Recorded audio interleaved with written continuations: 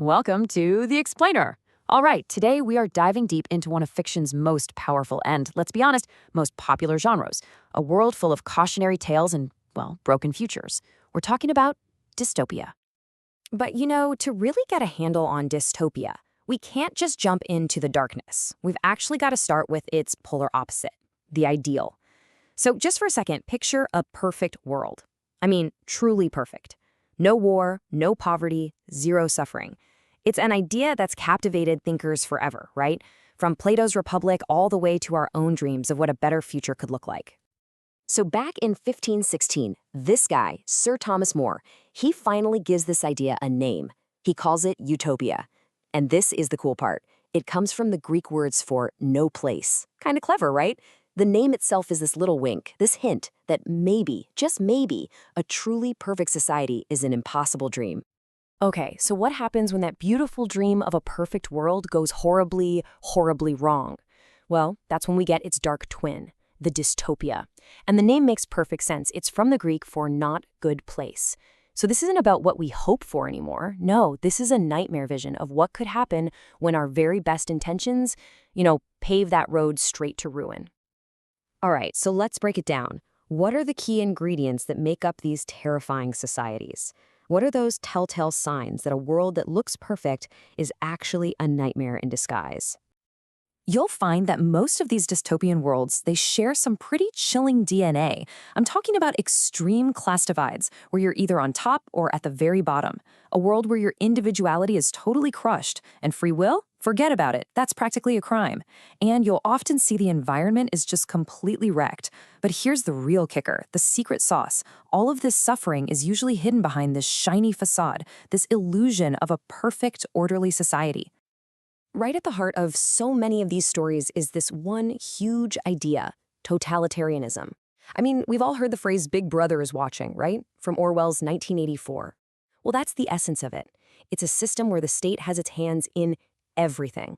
We're talking total control, from what you do for a living all the way down to what you're allowed to think.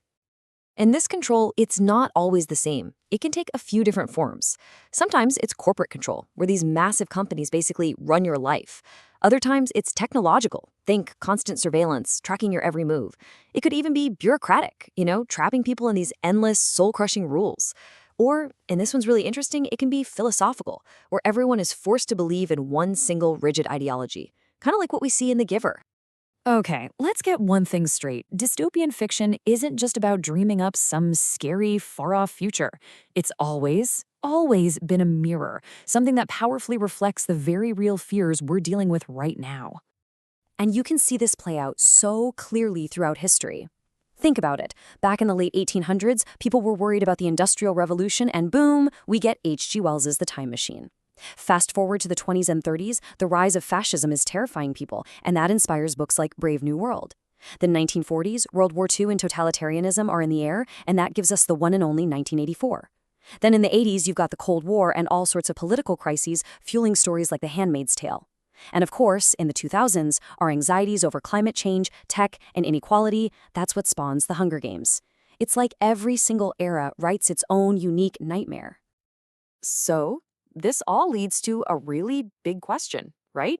If these stories are so depressing, so full of doom and gloom, why do we love them so much? Why can't we get enough? What is it about these dark futures that just pulls us in?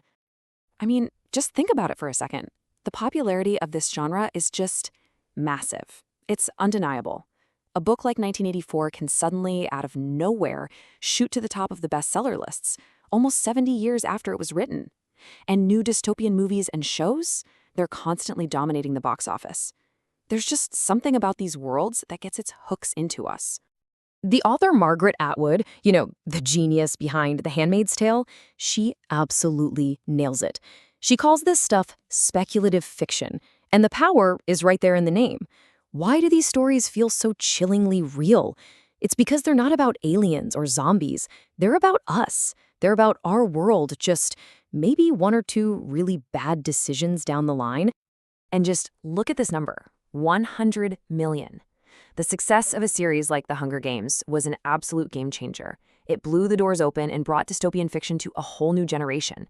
It proved, without a doubt, that these themes, rebellion, inequality, fighting for your future, they resonate so powerfully with younger audiences. So, okay, what is the psychology behind all this? Why do we like it? Well, for one, these stories are kind of like a safe space, right? They let us explore our deepest anxieties about the world, about technology, the government, whatever, but without any of the real world risk. And plus, we get this amazing sense of empowerment when we see a character like Katniss Everdeen actually stand up and fight back. It gives you hope. And especially for young people, seeing heroes their own age questioning authority and fighting for their future, well, that's just incredibly powerful and relevant. And that right there is the key difference. See, apocalyptic fiction, that's usually about surviving some external threat. Zombies, a meteor, a plague. But dystopian fiction, that's about the societies we build ourselves. The monster isn't some creature out there. The monster is us. It's the systems we create. So after all of this, all the surveillance, the oppression, the despair, what's the ultimate takeaway?